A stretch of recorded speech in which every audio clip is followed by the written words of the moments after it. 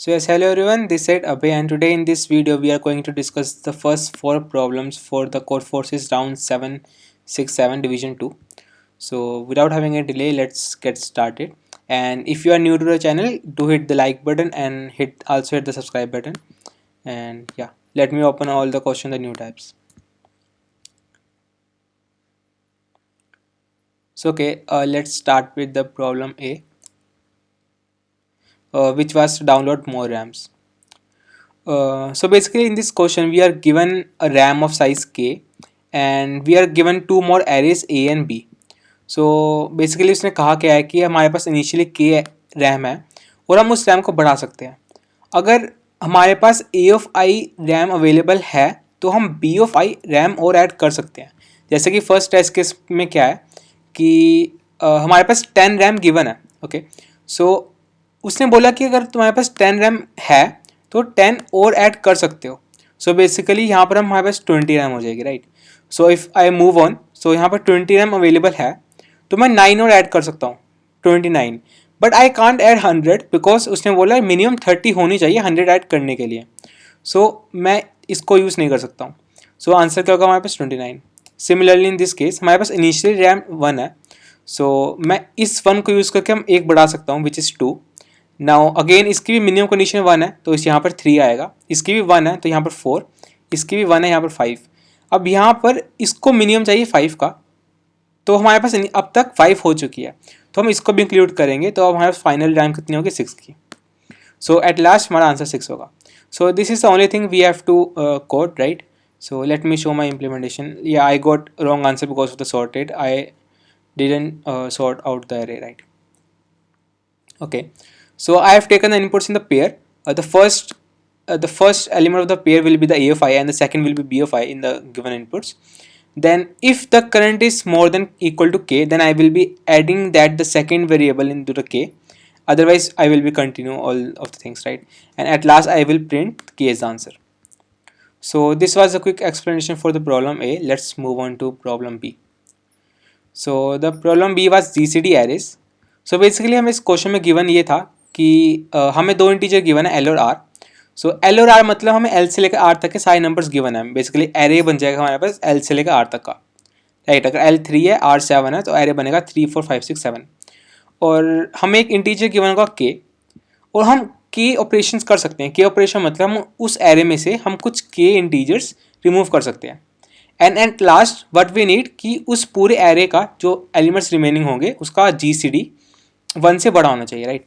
So if I take the array 3 2 7, right, and the elements be like 3 4 5 6 and 7. Currently इस पूरे array का GCD 1 है, right, because 3 और 4 का GCD 1 होता है एंड या डेफिनेटली पूरे का GCD 1 होगा, राइट. सो इसका मतलब ये है कि हमें कुछ एलिमेंट्स रिमूव करने हैं.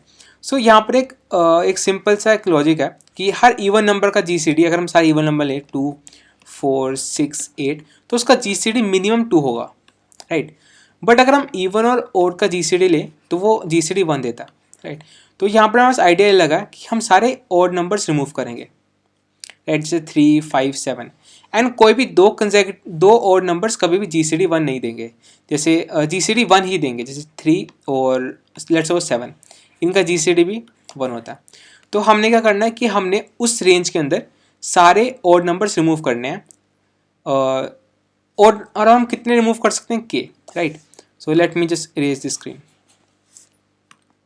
अब इस क्वेश्चन क्या रिड्यूस हो गया कि जो हमें गिवन रेंज होगी L से लेकर R तक के बीच में, इसके बीच में कितने ऑड नंबर्स हैं, इसके बीच में कितने इवन नंबर्स हैं, राइट. लेट्स सपोज ये कितने हैं X, ये कितने हैं, ये कितने होंगे L minus R plus 1 minus odd, right, ये इवन हो जाएंगे. अब अगर X जो है वो K के इक्वल है, मतलब क्योंकि हमने सारे ऑड नंबर्स रिमूव करने हैं, तभी GCD इवन्स का मोर देन इक्वल टू 2 होगा, राइट. तो मतलब कि जो K होना चाहिए वो हमेशा इक्वल टू या फिर X होना चाहिए, तब हमारा आंसर क्या आएगा येस. देन ओनली हमारा आंसर क्या होगा येस, अदरवाइज हमारा आंसर क्या होगा नो. यहाँ पर एक कॉर्नर केस ये आएगा कि जब L और R इक्वल हो, मतलब कि हमें मान लो 13 और 13 गिवन है, तो हमारा आंसर इसमें भी येस होगा, क्योंकि ये इसका अपना GCD क्या है 13, राइट। बस ये खुद और भी हो सकता है, वो बस यही कॉर्नर केस था कि L इक्वल टू आर है, तो उसका आंसर येस होगा। इसमें भी एक फर्दर केस है, अगर L इक्वल टू आर भी है वो 1 नहीं होना चाहिए, लेट्स सपोज 1,1, बिकॉज इसका GCD 1 आता है, राइट। मीन्स ये फर्स्ट कंडीशन ये हो गई। दूसरी कंडीशन क्या है, if L is equal to R and L is not equal to 1, then again yes, and at last I will print no. So this was the logic for the problem B. Let me show my implementation.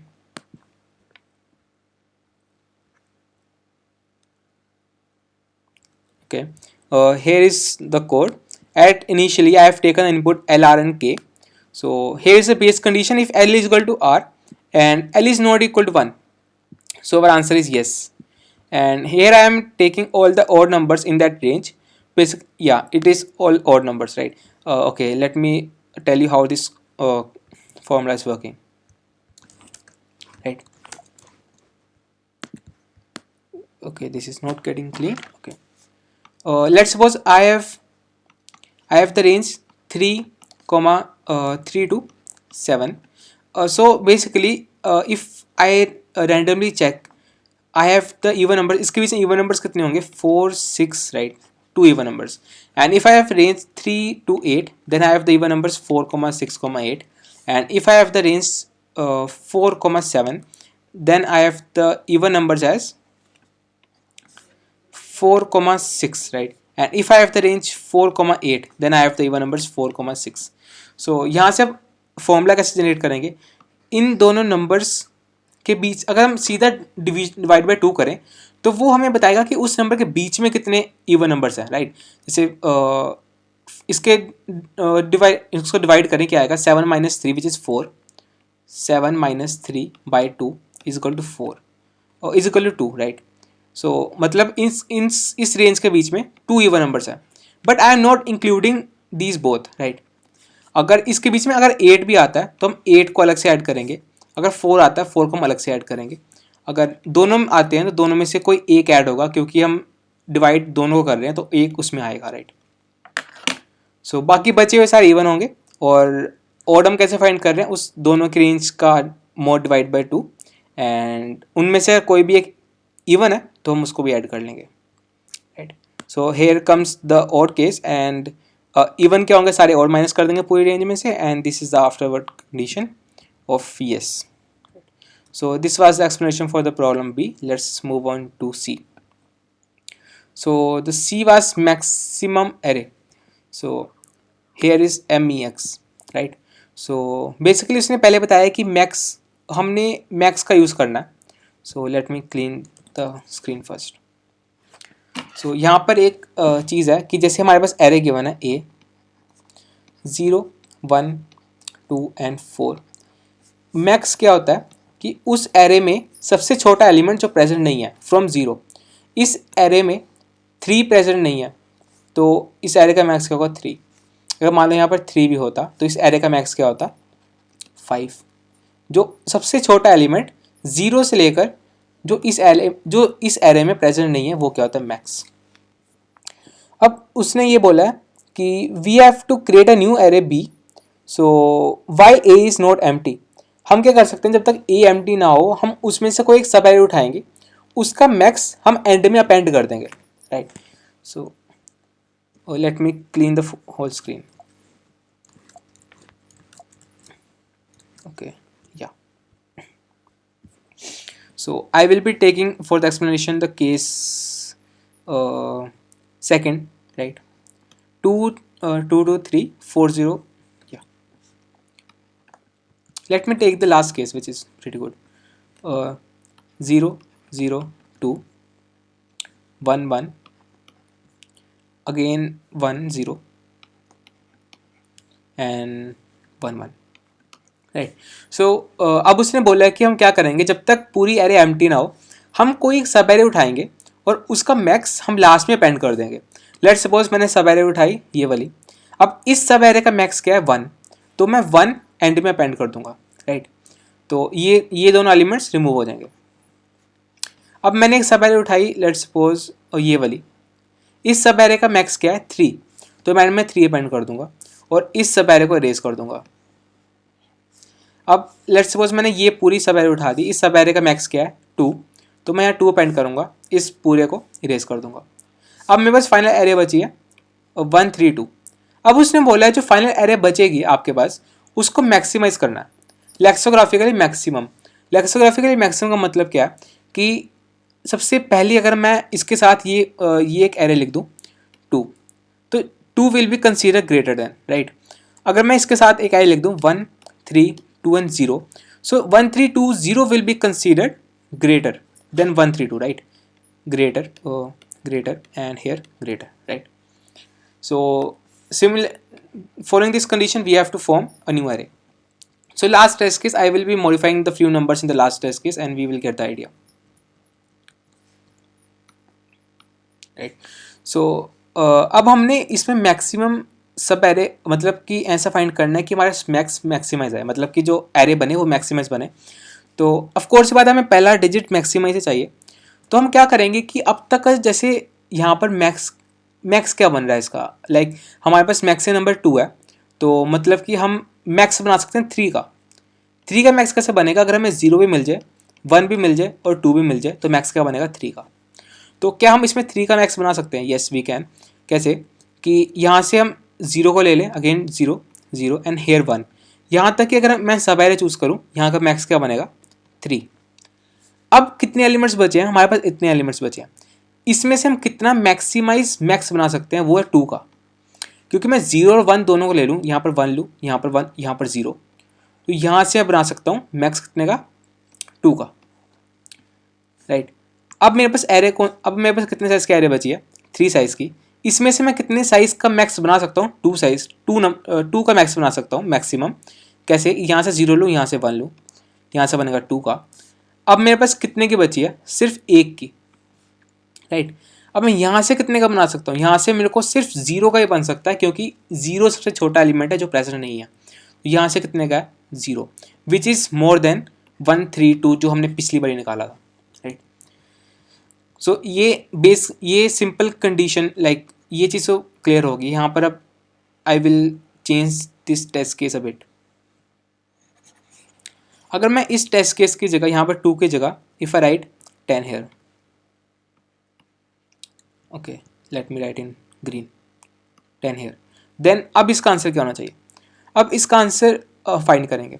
अब इस पूरे array का max क्या कर सकते हैं maximise? पूरे array का मैक्स कितना है 2, तो इसका मतलब ये है कि सिर्फ हम 2 का ही मैक्स बना सकते हैं। तो इसमें हम ग्रेडिली क्या चूज़ करेंगे?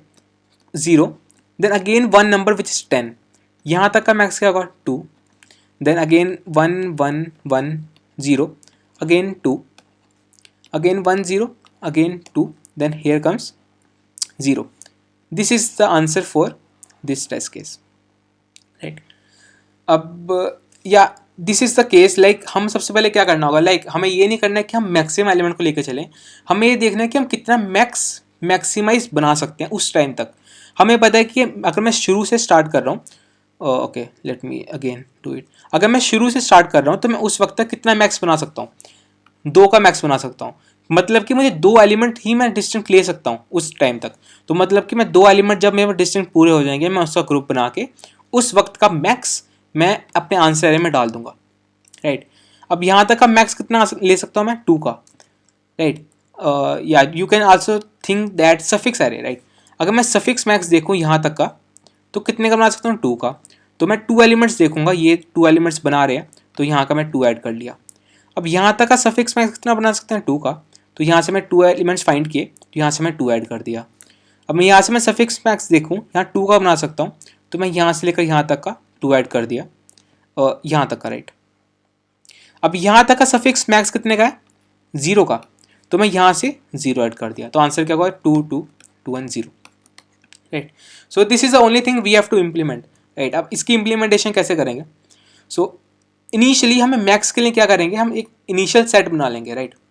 कैसे कि सेट में 1 2 3 4 5 6 7 8 9 10 लिया, इसमें 10 एलिमेंट्स हैं, तो सेट में हम इनिशियली 10 एलिमेंट्स डाल देंगे 0 से लेकर 0 1 2 3 4 5 6 7 8 9 एंड 10। या सेट हमेशा सॉर्टेड वे में रखता है अपने पास एलिमेंट्स, तो हमेशा जो सबसे पहला एलिमेंट होगा बिगिन एलिमेंट वो सबसे छोटा होगा, राइट। अब मैं क्या करूँगा, पूरे एलिमेंट रिवर्स करूँगा और जोन जोन से एलिमेंट आ चुके होंगे उनको इरेज कर दूंगा, राइट। सबसे पहले आएगा 0, तो मैं इस सेट में से 0 को इरेज कर दूंगा, राइट। ओके 0 को मैं इरेज कर दूंगा। देन कम्स 0 अगेन, वो हमारे पास है ही नहीं, तो अब मेरे पास 10 आएगा, तो मैं 10 को यहाँ से इरेज कर दूंगा। देन 1 को इरेज कर दूंगा, बाकी सारे तो वही है, ठीक है। अब जो पहला एलिमेंट है वो ये शो करेगा जो मेरे पास अभी तक प्रेजेंट नहीं है, तो मतलब मैं 2 प्रेजेंट नहीं है मेरे पास, तो मैं 2 साइज का सेट बनाने की कोशिश करूँगा, राइट। वो यहाँ से ऐसे करूँगा। फिर यहाँ पर कभी मैक्स चेंज नहीं हो रहा है, तो जहाँ पर मैक्स चेंज हो रहा है मैं उसकी, अगर मैं वो वाला टेस्ट केस दोबारा लूँ which is this one, right. Okay, यहाँ पर मैक्स चेंज हो रहा है, तो यहाँ तक के अगर मैं 1 से लेकर 10 तक के नंबर दोबारा लिखूंगा, इसकी जगह मैं सीधा लिखता हूँ कि यहाँ तक के हमारे पास कितने एलिमेंट्स बचेंगे, 3 4 5 6 7 8 9 एंड 10। 0 1 और 2 रिमूव हो जाएंगे पहले, ठीक है। यहाँ पर 2, यहाँ पर 1, यहाँ पर 0, ये रिमूव हो गया। अब 3 है, मतलब कि मैं 3 साइज की अब मैं मैक्स बना सकता हूँ, तो मैं पहले 3 डिस्टिंक्ट एलिमेंट चूज़ करूँगा, चूज़ किए, यहाँ पर मैं 3 डाल दिया, राइट। अब मैं देख रहा हूँ, अब मैं जोन जोन से एलिमेंट चूज़ कर चुका हूँ उनको भी वहाँ से मैं सेट में से रिमूव करता जाऊँगा, राइट। अब मैं जैसे 3 का मैक्स बना लिया, अब मैं देखूँगा कि मैं बस सबसे स्टार्टिंग एलिमेंट कौन सा है। जैसे मैंने 0 यहाँ पर मैंने ले लिया, तो 0 में इंसर्ट नहीं करूँगा क्योंकि 0 मेरे पास पहले से पड़ा हुआ है। यहाँ पर मैं 2 को जब लिया, 2 की फ्रीक्वेंसी सिर्फ 1 थी, राइट, तो मैं 2 को वापस यहाँ पर इंसर्ट कर दूंगा क्योंकि सिर्फ 1 ही 2 था, वो मैं ले चुका हुआ है। मैं 0 को दोबारा इंसर्ट इसलिए नहीं करूँगा कि 0 मेरे पास और पड़े हुए हैं आगे, राइट। मान लो यहाँ पर मेरे पास 0 नहीं होते, यहाँ पर मेरे पास सारे 1s होते, तो मैं यहाँ पर भी 0 दोबारा ऐड करता, राइट। सो मैं इसके बाद वो 0s वाला केस दिखाता हूँ। अब मेरे पास यहाँ पर 2 खत्म हो गया था, तो मैं 2 यहाँ पर दोबारा ऐड किया। अब मैं जब इस पोजीशन पे आऊँगा तो मेरे पास मिनिमम एलिमेंट क्या होगा, 2 का, मतलब कि मैं यहाँ से सिर्फ 2 का मैक्स बना सकता हूँ। तो मैं यहाँ से ये 2 एलिमेंट्स यहाँ तक ये लूँगा, फिर चेक करूँगा, अगेन इट इज़ 2, फिर मैं दोबारा ये लूँगा, अगेन इट इज़ 2, अब यहाँ पर देखो, अब मैं जब ये पूरे ले लिए तो यहाँ पर मेरे जीरोस खत्म हो गए, राइट, आगे कोई जीरोस नहीं है, तो यहाँ पर मैं 0 ऐड कर दूंगा। अब जीरोस की फ्रीक्वेंसीज चेक कर रहे हैं, तो हम फ्रीक्वेंसी के लिए एक मैप ले लेंगे जहाँ पर हम हर एलिमेंट की फ्रीक्वेंसीज माइनस करते जाएंगे। जब किसी की फ्रीक्वेंसी 0 हो गई उसको हम सेट में वापस इंसर्ट कर देंगे। जैसे यहाँ पर मैं दोबारा 0 को इंसर्ट कर दिया, तो दोबारा अब यहाँ पर आते वक्त मिनिमम एलिमेंट क्या है, 0 का, तो मेरे को अब 0 एलिमेंट ही लेने हैं, तो मतलब ये वाला, तो आंसर क्या होगा 0, which is 3 2 2 and 0, right. So let me show my implementation, and implementation के साथ साथ दोबारा से इसी टेस्ट को एक्सप्लेन करूँगा, राइट।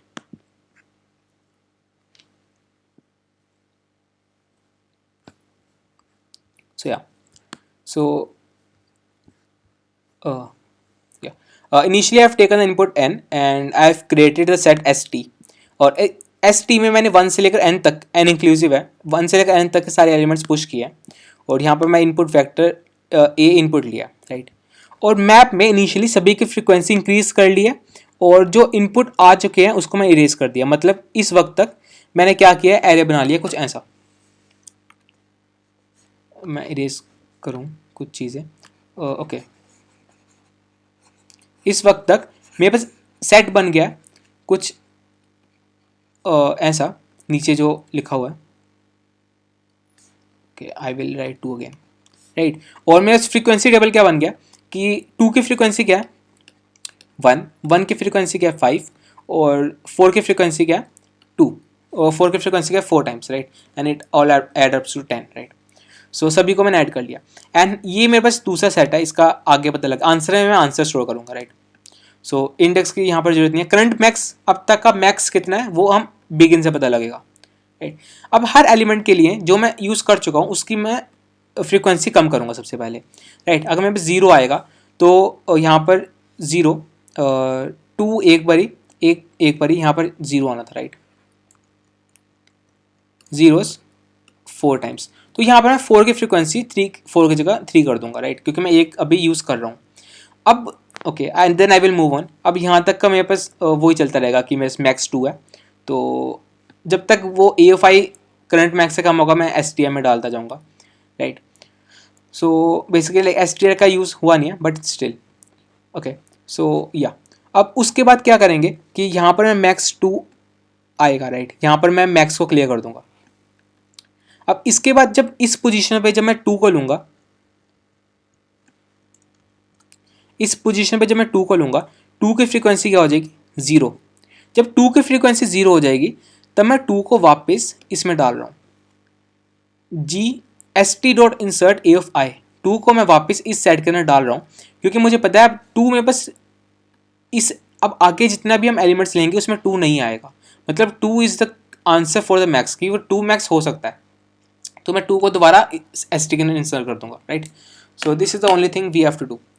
और हर बारी हम आगे दोबारा जितना मैक्स होगा उतनी ही एलिमेंट चूज करके दोबारा अगली विंडो को हम अगली विंडो चूज करेंगे। अब उन्होंने के टेस्ट केस में सिर्फ कंफ्यूज करने दिया है कि अगर बंदा सिर्फ के ऊपर सर्च करे, बट नो, हमें के ऊपर सर्च नहीं करना था, right. So this was a problem C. So let's move on to problem D, peculiar movie preferences, right? So in this question, like we are given n strings और हमें बताया कि उस स्ट्रिंग की लेंथ ज़्यादा से ज़्यादा सिर्फ 3 होगी और मिनिमम 1 होगी, राइट। सो 1, 2 या 3 लेंथ की स्ट्रिंग्स होंगी। उसने बोला कि आप कोई भी सब सीक्वेंस कह सकते हो, सब सीक्वेंस उठानी है उस स्ट्रिंग में से जो ऐड करें और पैलिंड्रोम बन जाए, right. So I will also discuss the corner case. जैसे हमारे पास एक स्ट्रिंग गिवन है, स्ट्रिंग्स गिवन है A B, then again A C, then here comes B A. अब उसने बोला कि आपने कुछ स्ट्रिंग्स रिमूव कर सकते हो इसके रास्ते में, जैसे मैं ये 3 है तो मैं इसमें से अगर मैं ये वाली स्ट्रिंग रिमूव कर दूं, क्या बचा, ए बी और बी ए। जितनी स्ट्रिंग्स बची उनको मैं जोड़ दूं तो वो एक पैलिंड्रोम बननी चाहिए। ए बी बी ए एक पैलिंड्रोम है, मतलब इसको सीधा पढ़ो चाहे उल्टा पढ़ो वो सेम आएगी, राइट। अब उसने ये बोला, अब उसने बोला आप कम से कम 0 रिमूव कर सकते हो, ज़्यादा से ज़्यादा n-1 कि आप एक तो रखनी पड़ेगी। अब इस केस में सिंपल आंसर क्या होगा, अगर हमें कोई भी एक स्ट्रिंग मिल जाए सिर्फ एक लेंथ की तो हम सीधा आंसर येस कर देंगे क्योंकि एक स्ट्रिंग एक लेंथ की हमेशा एक पैलिंड्रोम बनती है। अगर 3, उसने बोला कि मैक्सिमम लेंथ 3 होगी, तो अगर 3 लेंथ की स्ट्रिंग अगर पैलिंड्रोम की कंडीशन क्या है, या वो तीनों सेम हो या फिर उसके पहले और, मतलब कि हमेशा पहले और आखिरी सेम होने चाहिए, तो पैलिंड्रोम है। 2 लेंथ में क्या है कि उसके पहले और आखिरी सेम होने चाहिए, और सिंगल में क्या है वो हमेशा पैलिंड्रोम है ही। सो ये हमारे बेसिक चेक्स हैं। अब इसमें और कंडीशंस क्या आती हैं, जैसे यहाँ पर एक केस लूँ मैं, A B then comes C A then comes A C, right. अब इस केस में आप देखो कि मैं अगर सिर्फ पहले वाले को रिमूव करूं और ये दोनों पैलिंड्रोम बना रही है, कैसे, सी ए और सी, या दिस इज अ पैलिंड्रोम। अब इस चीज़ को कैसे चेक करेंगे, अब इस चीज़ को चेक करने के लिए हमें, मतलब यहाँ हम ट्राई यूज़ कर सकते हैं या फिर हम सिंपल मैप में, जैसे काफ़ी छोटे हैं मतलब सिर्फ 3 लेंथ की है, तो हम हर सब स्ट्रिंग का मैप बना सकते हैं, जैसे सिर्फ सी का या फिर सी ए का या फिर सी ए का, 3 का। हम उन सभी की फ्रीक्वेंसी स्टोर कर सकते हैं, क्या वो पहले आ रहे हैं कि नहीं आ रहे हैं, right. So the same way कि, राइट अब हर केस में हमने करना क्या है, जैसे मुझे ए बी गिवन है और मुझे अब कोई एक स्ट्रिंग इसके साथ पैलिंड्रोम बनाने के लिए क्या करनी पड़ेगी, या वो ए होनी चाहिए, राइट। तो अब जितनी पहले स्ट्रिंग्स आ चुकी होंगी उनको मैं हमेशा ट्राई में डाल रहा हूँ, ऐसे कह सकते हो मैप में उनको मैं ट्रू कर रहा हूँ कि वो मैप हमारे पास आ चुकी है। अब जो मैं स्ट्रिंग्स आगे चेक करूँगा, अब 3 की स्ट्रिंग्स में चेक क्या होगा, जैसे अभी मेरे पास करंट स्ट्रिंग है चेक करने वाली ए बी। अब ए बी किन के साथ पैलिंड्रोम बना सकती है, ए बी पैलिंड्रोम तभी बनाएगी मतलब कि वो किसी के पीछे अपेंड होने वाली है, तो मतलब कि इसका रिवर्स पैलिंड्रोम होना चाहिए, या फिर जितना हम पार्ट चूज करेंगे वो उसके साथ जुड़ के पैलिंड्रोम बनाए, राइट। जैसे अब मैं इसमें ए बी चूज़ कर रहा हूँ तो उसका मतलब ये है कि पीछे बी ए होना चाहिए, तभी बी ए और ए बी एक पैलिंड्रोम कहलाएगा, राइट। तो अगर मैं ए बी चूज़ कर रहा हूँ तो पीछे बी ए होना चाहिए, अगर मैं पूरी ए बी चूज़ कर रहा हूँ तो पीछे बी ए होना चाहिए, राइट, तभी ए बी एक पैलिंड्रोम होगी। So this is the cases we have to check. और टू के केस में क्या है, टू के केस में जैसे सी ए था तो मैं चेक करूँगा ए सी, क्या ए सी पीछे कभी प्रीफिक्स में आ रहा है कि नहीं आ रहा। जैसे ए सी को प्रेजेंट होने के लिए सी ए चेक करना पड़ेगा, और सी ए चेक करने के लिए यहाँ पर हम देख रहे हैं यहाँ पर सी ए पड़ा हुआ है, राइट। तो ये हमारा आंसर क्या होगा, yes, because we can make C A C, right. So this is all the simple implementation with trie. और यहाँ पर मैं लेट मी शो द या इसमें trie I have taken the trie implementation code from the geeks for geeks. So उसके अंदर भी एक चेंज करना था which is here the search, right. जब हम ट्राई में सर्च करते हैं एंड तो गीक्स फॉर गीक्स पर लेकिन जो सिंपल स्टैंडर्ड ट्राई गिवन है वो हमेशा रिटर्न क्या करता है, इज एंड, कि क्या जहाँ पर वो हम सर्च खत्म कर रहे हैं, जैसे ये वाला केस क्या था, ये वाला केस क्या था, हम सी ए के अंदर सी ए सर्च कर रहे हैं, बट अगर मैं गीक्स फॉर गीक्स के में ट्राई करूँगा तो वो क्या देगा, फॉल्स, मतलब क्या देगा, नो। वो क्या चेक कर रहा है, क्या सी ए एंड ऑफ वर्ड है कि नहीं है, वो हमें नहीं चाहिए। वो हमें चाहिए, हमें बस इतना देखना है कि सी ए सिर्फ प्रीफिक्स में आ रहा है कि नहीं, हमने एंड ऑफ वर्ड में नहीं देख रहे हैं। तो उसके लिए दो केस रखने थे, एक तो हमेशा ट्रू रिटर्न करेगा सिर्फ प्रीफिक्स चेक करने के लिए, एक एंड ऑफ वर्ड रिटर्न करेगा जहाँ पर हमें देखना है कि पूरा एज अ स्ट्रिंग प्रेजेंट है कि नहीं, राइट। सो या सो इसकी ज़रूरत कहाँ पड़ेगी, वो इस केस में पड़ेगी,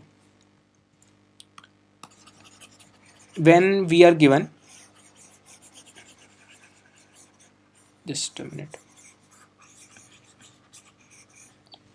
let's suppose we are given CAA and BAC, right. अब BAC के लिए क्या करना होगा, BA क्योंकि CAA हमने पहले इंसर्ट कर दिया, राइट, ट्रू। अब हमारे पास CAA की फ्रीक्वेंसी है कि हम हर प्रीफिक्स सर्च कर सकते हैं। अब मुझे CAB में सर्च करने के लिए मैं देखूँ कि CA नाम का एक मेरे पास प्रीफिक्स है जो पहले अकरिंग है, राइट। बट ये आंसर फॉल्स है क्योंकि मैं CAABAC नाम की पैलिंड्रोम नहीं बना सकता हूँ। बट मैं यहाँ देख रहा हूँ कि मेरे पास CA नाम का एक प्रीफिक्स पहले मिल चुका है, तो यहाँ पर हम चेक करूँगा कि क्या CA जो है वो एंड ऑफ वर्ड में आ रहा है कि नहीं आ रहा, क्योंकि मैं दोनों को ऐड करूँगा, राइट। ये केस तब आएगा जब मैं तीन से कंपेयर करूँगा।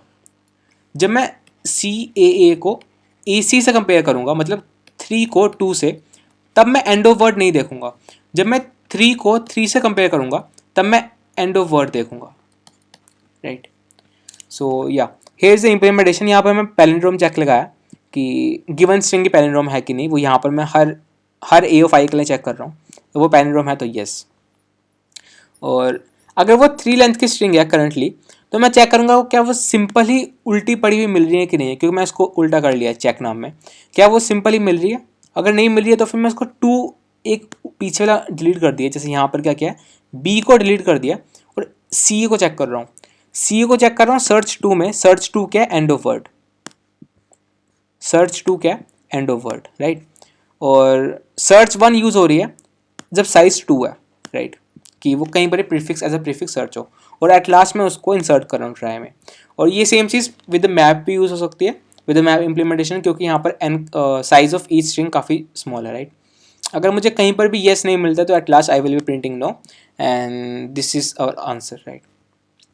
So this was it for problem D, and this was how today's contest goes. And if you have any doubt, you can ask in the comment section. I will be replying to all the comments. So till then, keep up solving and happy coding. Bye.